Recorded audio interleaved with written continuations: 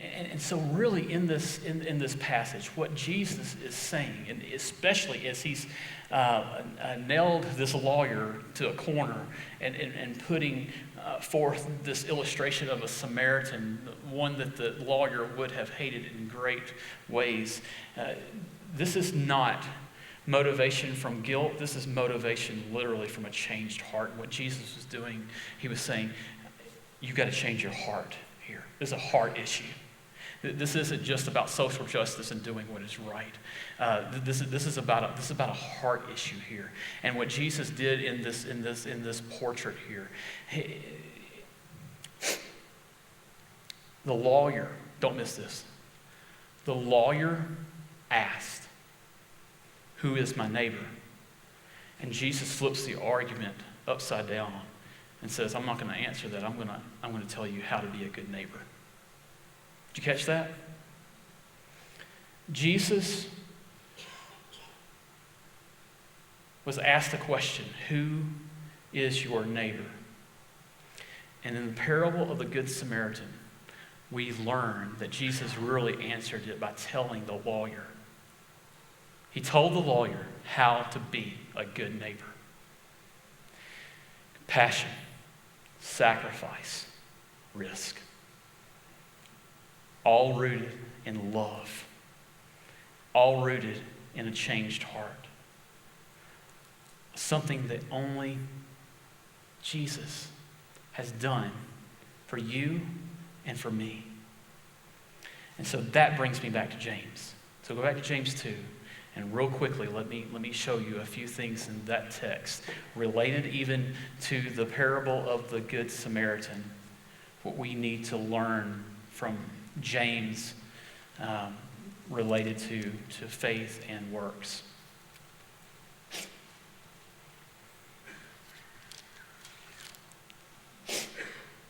All right, first thing. We've already talked about the two positions, remember? Salvation by grace through faith. Your salvation, your changed heart there must be a display of good works. If it doesn't, your faith is dead. So that's the first part of that passage.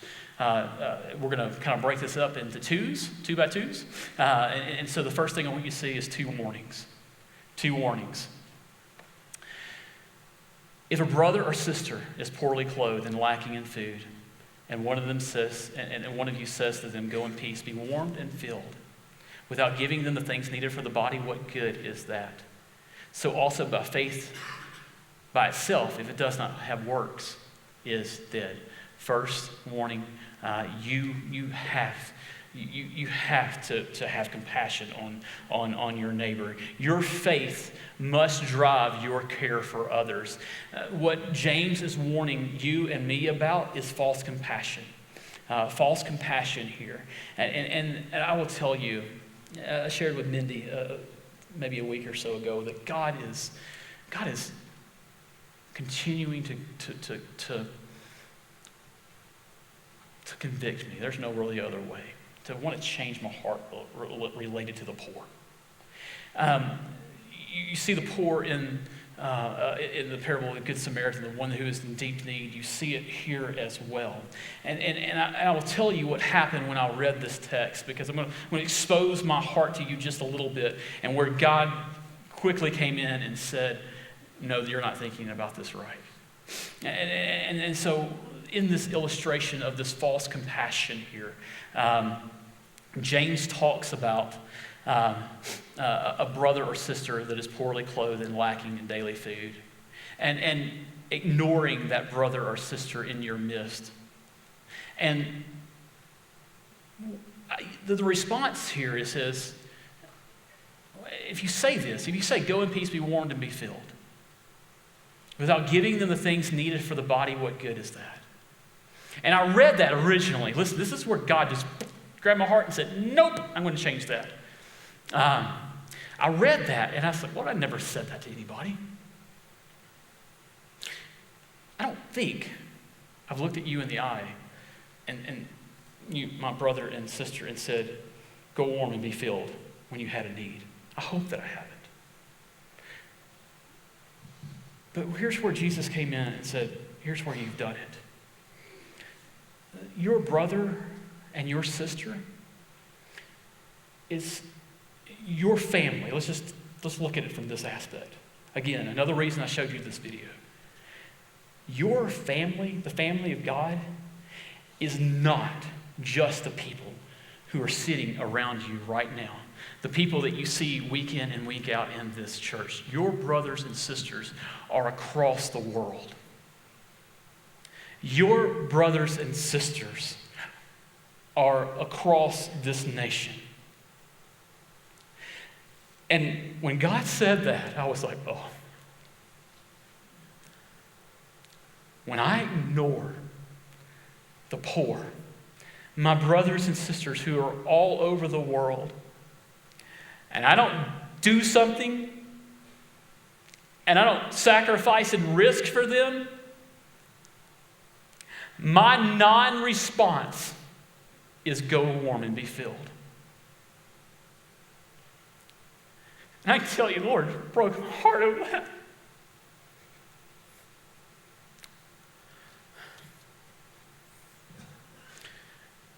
The Spirit spoke that and said, no, you have. You have told by your inaction, you have told them to go be warmed and be filled. I hope you feel the weight of that. Because according to James, faith without works is dead. Faith without works is no works at all. I'm not saying that I'm an unbeliever, and I'm not saying you're an unbeliever. But I think what James is doing, especially in the context of chapter 1 and these trials. Trials tend, I don't know about you, for me, trials and tribulations tend to cause me to put the focus on myself and what is going on in my life, and what James is graciously reminding me in the overall context of this book is that there are much greater trials and tribulations that my brothers and sisters are facing across the world. And it makes mine look like peanuts in comparison. And so I do want you to feel the weight of that. I don't want to hold back. I don't want to hold that back from you. And I want you to consider this. Okay, what do we do about this? And so let me just, can I give you two practical things just to think about, because by way of application, because I'm looking at the time, it's 11:44, and no way I'm going to make it through the sermon. Don't laugh at me. Two practical things that I want to ask of you as an individual and as families. Don't wait on me to point you in that direction of what you need to do. And so personally, you should evaluate in your life, how are you as a family? And this is something that I do with my family as well. What are we doing to take care of the poor? Some of you are already doing that, and I need to learn from you. If you're like me, though, I've got to sit down and do some personal evaluation according to this text. Because I'm not taking care of the poor. And do not be deceived. What James is talking about in this book right here is not the poor in spirit. I'm not talking about spiritual needs, although that is great. It's both and, not an either or. It is spiritual need, but James, in this greater context, it is spiritual need, but it's also physical need. And so I'm going to ask you as a family, you need to evaluate that. You need to think about this because there is a heavy weight that James is asking us to consider in this passage. The second thing that I will say, that you can wait on me. 2 weeks ago we had a missions meeting, and I've been praying and I've been asking the Lord, okay, we've got all these great hearts in our church to further the gospel, and we want to establish.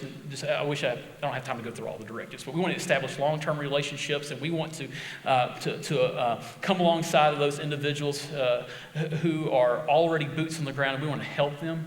I missed part of that meeting, but I know that part of this for us is, and I'm pretty sure I know what direction it's going to take. Won't share just yet for the sake of time, but part of the direction for us as a body together, because our body is made up of you and me, is that we've got to think about this whole portion of physical need and spiritual need together, and taking care of the poor. Because if we don't do this, listen to me, if we don't do this, one, as a pastor, I'm going to be standing in front of the Lord, and I got to give an account. And I don't want to mislead you. Two, you've got to give an account as well. And so in this, I am asking you, begging you to consider in your personal life, what will you do to have compassion on those who don't experience compassion right now? It may be, don't mean to plug Operation Christmas Child too much, but yes, that is one of those ways we want to take care of the poor. That may be a part of it. But I think there's a bigger thing that God's wanting to do in and through us. And I believe until we do this,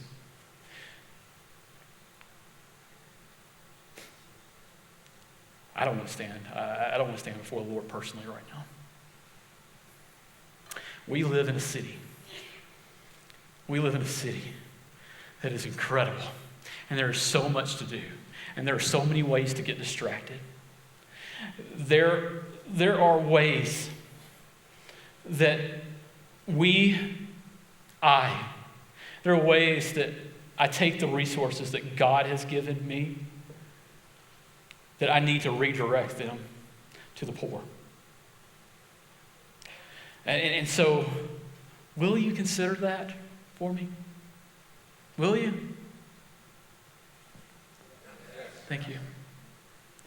It's so important. Many of you, again, some of you are already doing this. And I would appreciate, have an open door policy, open email, shoot me an email. Go on our website, click on my name, you can see my email. If you're already doing this and you're doing this well and God is blessing that, I'd love to hear about it. I want to know. So help me help others. It's just not about me and leading in this. I need others around me. That was part of that mission meeting that we had. I can't do this on my own. It's not a one-man job. This is a body of Christ together in this. Okay, so of those two warnings, you see that compassion, the false compassion. I'm not going to spend a lot of time here. The second thing you see, and what James calls out, is false. What did I say? False confession. Thank you. False confession. Even the demons believe and they tremble. And what James is saying is tongue in cheek. He's saying, you believe? Well, that's great. But guess what? The demons believe as well. And by the way, they tremble. And so in a lot of ways, we have to address false compassion in our lives, but we have to address false confession. Your faith, my faith, has to go beyond mere belief. And that's exactly, again, at the beginning of the sermon, this is exactly what James says. James is addressing to us, if you all were making that argument. Faith without works, it doesn't happen. You've got to have works. You've got to have deeds. It is the very thing that shows evidence of what that changed heart that God has put in you. So we looked at the two warnings. There's two perfect examples here in this text. For the sake of time, I'm not going to go back and reread that text. But what James does, he draws your attention to Abraham. By the way, when Paul was making that argument over here, Paul was using Abraham. It's a both and argument, not an either or. And so in that example of Abraham, I would encourage you to, again, go back, read Genesis 22. Short synopsis right here. God promises Abraham. God promises Abraham, you'll be the father of many nations. And through your son Isaac, you'll have the descendants of many nations. But along this way, an old man, well off in years, God calls him to sacrifice Isaac. The very thing that God promised, the promised child, God says, look, I want you to take Isaac and offer him up as a burnt offering. And for you and me, that should shock you. I'm sure, I can't get into the mind of Abraham, but if I were Abraham, I would be shocked if God was asking me to do that. But what God was doing, God was testing Abraham's faith.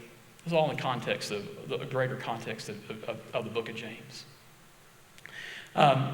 Abraham deeply, deeply loved Isaac. Abraham deeply held to that promise that through Isaac, that there would be the descendants of many nations. Not only that,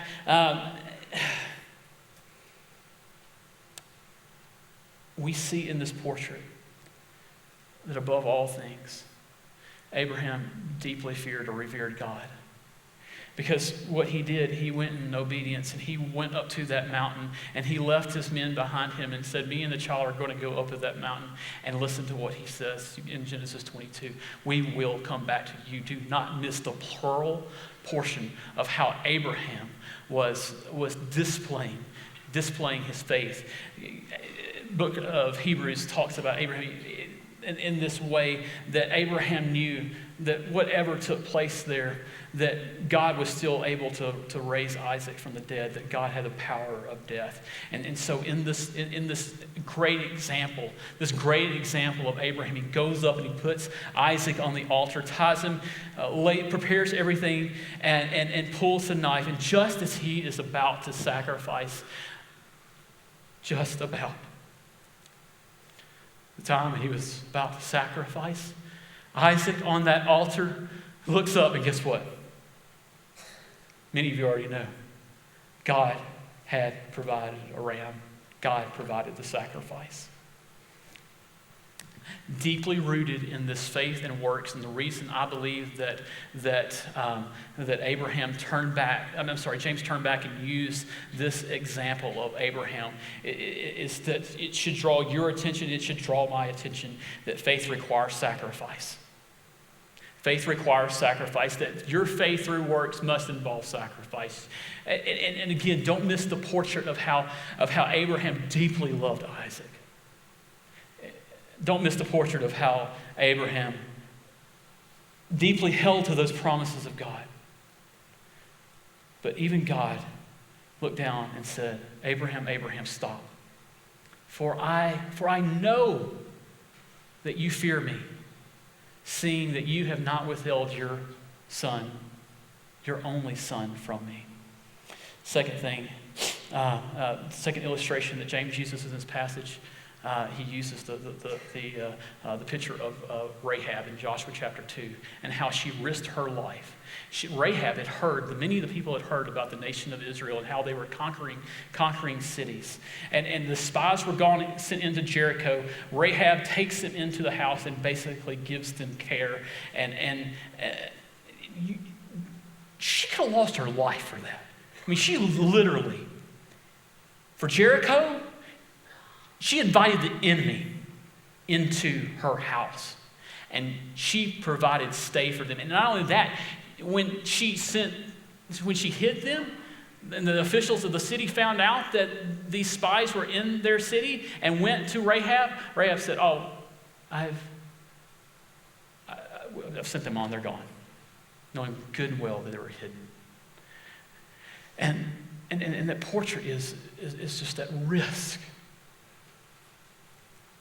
that Rahab took, because she feared God. She knew that there was another plan. Yeah, she was an unlikely recipient of God's grace, but she, in faith, she risked her life and risked her family, really, for the sake of the kingdom. So let me bring this together and let me close this out. This is weighty, isn't it? I mean, when I read this and I consider what the Lord is doing in my life and reading His Word and knowing that His Word is so very sufficient in my life, and listen, it is sufficient for you as well. And you hear this, and I read this together, and we study this together. I need you to ask two things. One, is there anything that you're not willing to sacrifice, and is there any risk that you're not willing to take? Because those are the two questions that ultimately, just like Abraham, just like Rahab, they test my faith and trust in God. Is there any sacrifice? Is there any risk that you're not willing to take? Because at the end of the day, when you ask that question, when I ask myself that question, what I am doing, I'm really asking whether or not I believe the Lord. It is a testing of my faith, James 1, in many ways. Hey, I love you. I know what I just shared. It was a lot, and you just drank from a fire hose. But please, do not walk out these doors and put this text to the side and don't consider it again. I'm going to be held accountable. You're going to be held accountable to these things. In the end, God wants us to show compassion, sacrifice, to take risk for the sake of this church, His church. Not just here, not just along the Front Range, not just in Colorado, but ultimately to the ends of the earth. Let me pray. Scott is going to come lead us here in a second. Here's what I want to do. Altar's open. And you may need, if you need, listen, I'm not going to rush this. If you need to spend some time on your face before God, I've had to. Before I could even get to this text, I had to bend my knee before God and say, I'm sorry. I have failed here. And so I want you to know that the altar is open. And it is confession, I will tell you. Confession is good for the soul because it's nothing more than a response from hearing from God and saying, yes, Lord, you're right. I need your help. I need your help to change my heart in that way. Some of you may be sitting here, and if this, remember the first illustration? If you have put your faith and trust in anything else, in anything really, anything that you do in and of yourself, and you are relying on that in the day that you stand before God, we should talk. Because at the end of the day, when I stand before God, I told the guy I was sharing the gospel with a couple of weeks ago, I told him that at the end of the day, I don't need last rites. I put my faith and I put my trust in Jesus. And it is Him who saves me. And it is His death on the cross, and it is His resurrection that has given me hope that when I stand before Him, it's not by anything that I did. It's everything that Jesus has done. And so we'll have ministers here at the front. If you have any questions, you want to talk to one, if you want to come and pray, this is your time to respond to God, Scott.